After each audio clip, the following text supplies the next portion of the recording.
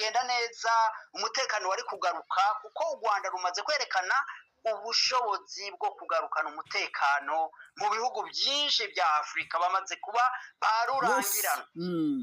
Kuko kubona nimba baranashigikiye niyo M23 hanyuma bakatsinda zirangabo zose za Kongo, iza Sadeke. Kanonye mbifurize umugoroba mwiza, umugoroba umugisha kuri wo twumva amasaha ya nimugoroba, umugoroba umugisha kuri wo twumva amasaha ya mu gitondo. Biraza guterwa n'ukuntu ingengabihe yawe ihagaze. Hano mu Rwanda turi ku mugoroba wo ku itariki zigera kuri 28 z'ukwa kane 2025. Birumvikana tuba tugarutse mu cyitwa makuru, tuba tugarutse mu cyitwa imiripuko. Nyamuneka kuri ano masaha y'umugoroba ngira ngo mwabonye ko muri no minsi twabahinduriye, turimo turakwera muri location zifite furisheri, zifite furisheri kabisa. Yayindukorera mu kavuga ati rwose uko byagenda kose iki kiganiro umuntu uri bicumbe nawe araza kuba afite furisheri. Yes, tugiye kuba rero tuginjiranamo cyane gatanu kuri kagenzi kako, ariko muraza kunyemerera dutangire dusuhuza abantu badukurikira. Murabizi duhera mu gihugu cy'u Burundi dusuhuza abantu bose bari mu bice bigiye bitandukanye, baba bari muri Coline Munanira, baba bari muri Coline Mulangala, Cibitoke, Gitega, Bujumbura, baba bibereye muri Coline ya Itongo, baba bari mu makorina agiye atandukanye. By'umwihariko tubahaye ikaze kuri Duniani Kote TV. Tubahaye ikaze by'umwihariko abantu badukurikira bari mu gihugu cy'u Rwanda, bari muri Kenya, Tanzania, Malawi, South Africa, Zimbabwe, bari hano Canada, bari United Kingdom, bari mu Faransa ndetse no mu Bubiligi. Ngira ngo kuri no ncuro muri ano masaha y'umugoroba muraza kunyemera hari umuvandimwe uba mu gihugu cya Uganda, ni Umurundi, hari ijwi amaze kuma mu kanya gato gashize. Muraza kunyemera ndi dusa nk'abasoza impfunyapfunyi, iri jwi ndi bakeneye kugira ngo tuze kugenda tugendana neza. Nijwi ririmo ibintu bikomeye cyane ugomba kuza gukurikira kugira ngo uze kumekinga sure neza yuko umenye byinshi. Iri jwi nurikurikira uraza gukuramo amakuru menshi agiye atandukanye, ndetse n'ijwi ririmo ibintu by'ingenzi buri umwe wese ukurikira itangazamakuru cyangwa se ukunda ibyo dukora aba agomba kumenya. Ni ukuvuga ngo mbere na mbere reka yenda mbanze mbabwire ingingo z'ingenzi z'amakuru tugiye kugarukaho muri iki kiganiro, kuko muri ano masaha y'umugoroba tuza dukubita update, ariko nanone tukaba dufite amakuru menshi cyane. Reka tubabwire yuko tugiye kugaruka ku kijyanye no kuba hano mu gihugu cy'u Burundi ivumbi rikomeje gutumuka muri CNDD-FDD, ishyaka riri ku butegetsi wowe witwa Evariste Ndayishimiye. Kugezaho noneho amakuru twamaze kumenya, kugezaho noneho uwitwa Ndakugarika ubu tuvugana arimo arakora ibintu bishoboka ibyo ari byo byose kugira ngo ntazi kugoma kugaragara muri CNDD-FDD nk'igipupe. Ngira ngo tumaze iminsi tubabwira buryo ki Evariste Ndayishimiye yamaze kumwambura icyitwa inshingano hano mu gihugu cy'u Burundi. Uyu mugabo akaba afite inshingano muri CNDD-FDD, ishyaka riri ku butegetsi, ariko akagiramo inshingano mu buryo bumeze nk'icyapa, kuko nta kintu nta mwanzuro n'umwe ashobora gufata hano kuri iri shyaka riri ku butegetsi. Ngira ngo iyo nkuru ni bimwe mu bintu tuza gusesengura tukabyinjiramo indani mu masaha ya kare. Ngira ngo ni bimwe twagerageje kwinjiramo ariko ntabwo twinjiyemo neza. Ni bimwe mu bintu tuza gusesengura tukinjiramo indani tukagenda tubabwira uko bimeze. Turaza kugaruka gato ku kijyanye n'imyitozo ikomeje kugenda ikoreshwa imbonerakure, akaba ari imwe mu myitozo by'umwihariko navuga ko ikomeje kugenda rwose ifata indi ntera. Ubu tuvugana amakuru namaze kwakira nuko n'ubu situation ari hatari ahitwa Kibira ndetse na Cibitoke, ariko mbibutsa ko ibi birimo biraba amasasu menshi cyane, ari nako yumvikana mu buryo navuga ko budasanzwe. Turaza gusimbukira hano Bujumbura by'umwihariko naho tuba updatinga tubabwire uko situation ihagaze. Ni Bujumbura kugeza amagingo nayo ikomeje kuba agateranzamba ka nyina wa nzamba. Ariko mwari muzi ko igihugu cy'Ubuholande giherutse gufata ibihano cyangwa se imyanzuro mishya igihugu cy'u Burundi. Abantu bimana nababwiye nti nyamara iki gihugu cy'u Burundi kiyobowe n'uwitwa Perezida Evariste Ndayishimiye kiri mu kaga gakomeye, kiri mu bibazo. ngira ngo abenshi barabipinga, gusa icyo nababwira cyo ni igihugu kiri mu kaga gakomeye. Ngira ngo wenda turaza kuba tubyinjiranamo tuva imuzi n'umuzingo byinshi gatanu kuri gatanu, turaza kugaruka ku makuru menshi agiye atandukanye, turaza kwinjira Bujumbura, turaza kujya Gitega tubabwira uko situation ihagaze, turaza kujya mu bice bigiye bitandukanye tugende tuba updating gatanu kuri gatanu, turaza no kugaruka ku nkuru idasanzwe. Ngira ngo mu masaha kare nababwiye ku kijyanye n'inama riteganyijwe rigiye kuba, ikaba ari inama huzaga abajenerali hano mu gihugu cy'u Burundi. Ngira ngo nabyo hari ibyaganiriwemo, nabyo turi buze kurebera hamwe, ariko mbere na mbere nari najya mu bintu byinshi, munyemerere rwose mbanze mbumvishe amajwi hano by'umwihariko muri rusange. Munyemerere tubanze twumvire hamwe iri jwi kugira ngo aya makuru duhite tuyinjiramo.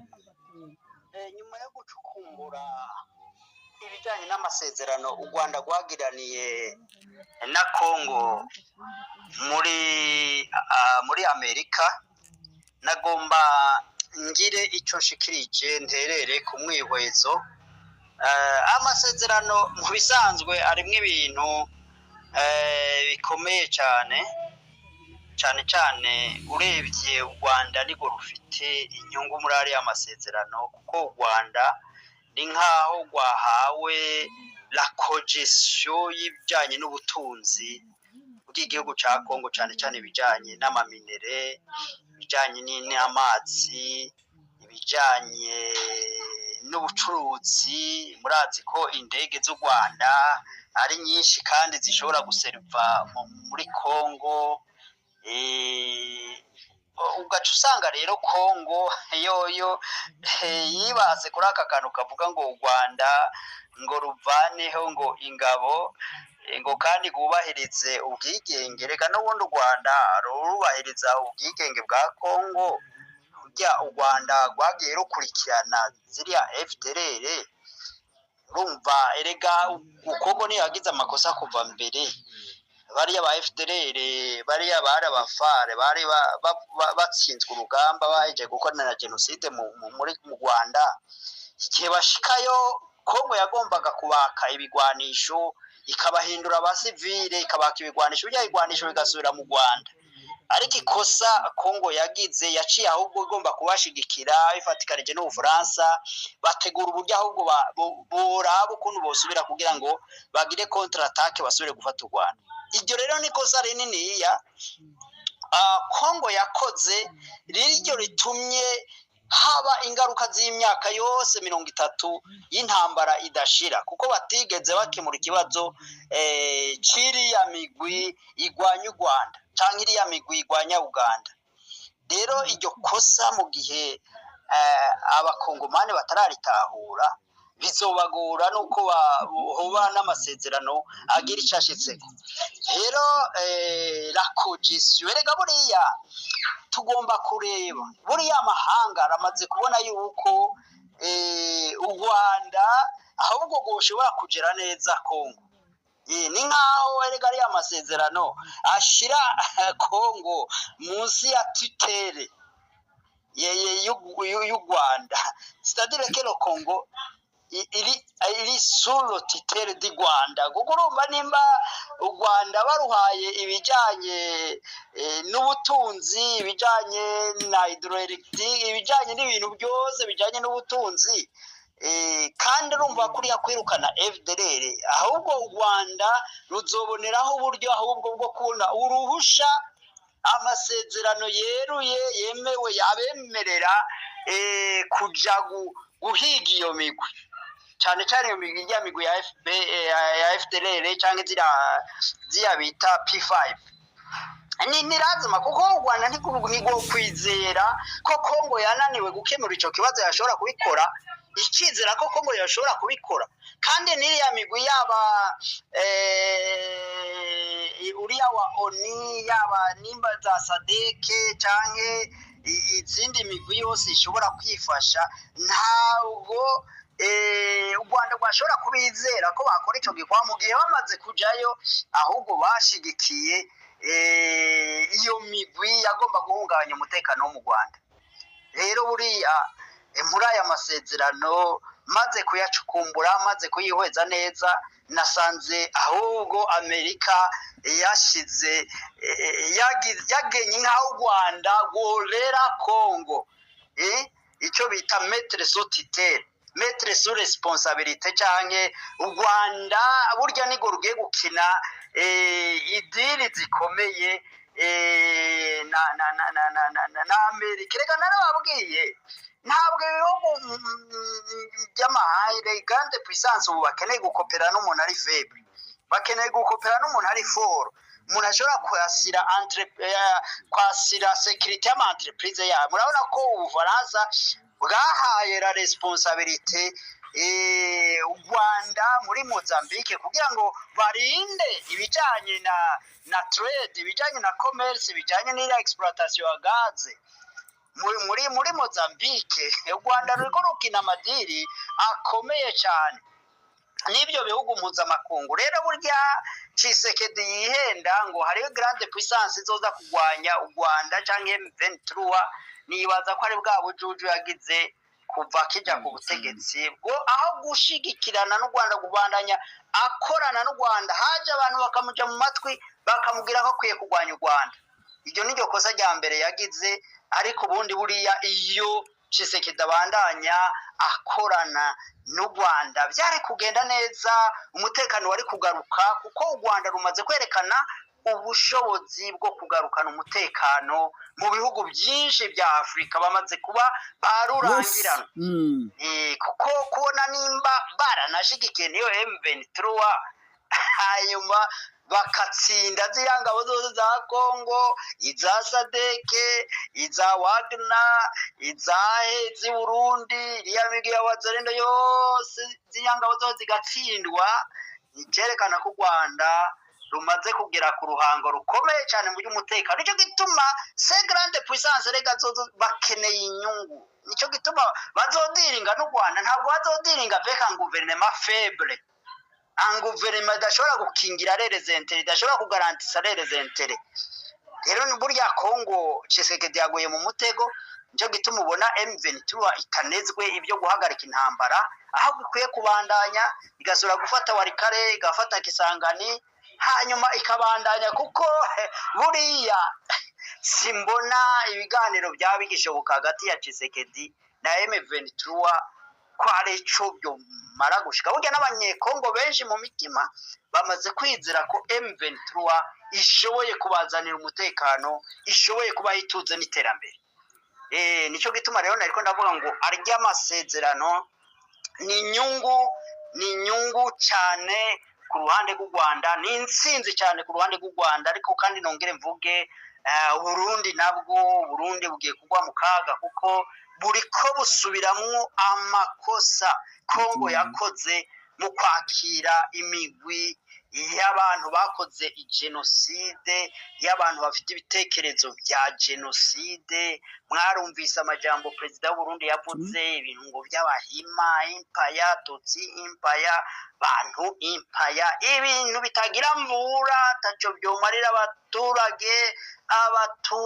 Dukeneye politike idugira umwe, tugashira imbere iby'abantu bahurirako kurusha iby'abantu bapfa. Ntabwo dukeneye politike z'iby'abantu bapfa, ntabwo dukeneye politike yo gucanishamwo abantu. Ubu Afrika turiko turashigikira n'abantu bari kure cyane, bari muri Burkina Faso, kuko tubona bafite ibitekerezo byo kurwanya politike mbi y'ibi bihugu bihangange byadushize mu bukene imyaka. Yes, ngira ngo nijwi n'ubundi rigikomeza, hanyuma ugaca usanga wewe aho kugira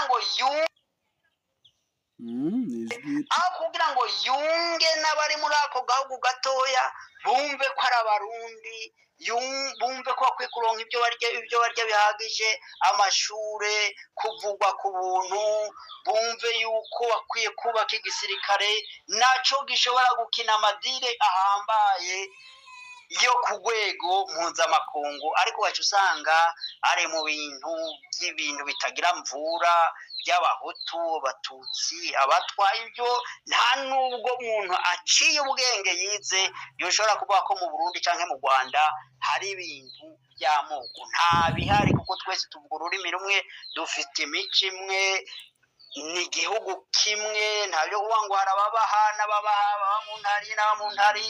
Abarundi baravangatiranye, barubakanye, nico kimwe no mu Rwanda. Ibyo bintu bya politike y'amacakubiri abantu babifite bamenye ko ari politike ataco zimaze, ataco zishobora kubashika. Yes, nashaka hagarikaho gatongera ngo yenda rero by'umwihariko n'ubundi ni bimwe mu bintu n'ubundi bisa nkaho birangiye. Yenda reka ibintu duse nkaho bisubikira ahangaha, ngira ngo hari amakuru nyikoraho iperereza, nze kubaza mu kanya gato kari buze rwose nyabagezaho neza. Hari amakuru nyikoraho iperereza, gusa reka dusubikira ahangaha. Abakunzi ba Dunani Pod TV turaza kugumya tubahe byinshi bigiye bitandukanye. Murakoze cyane.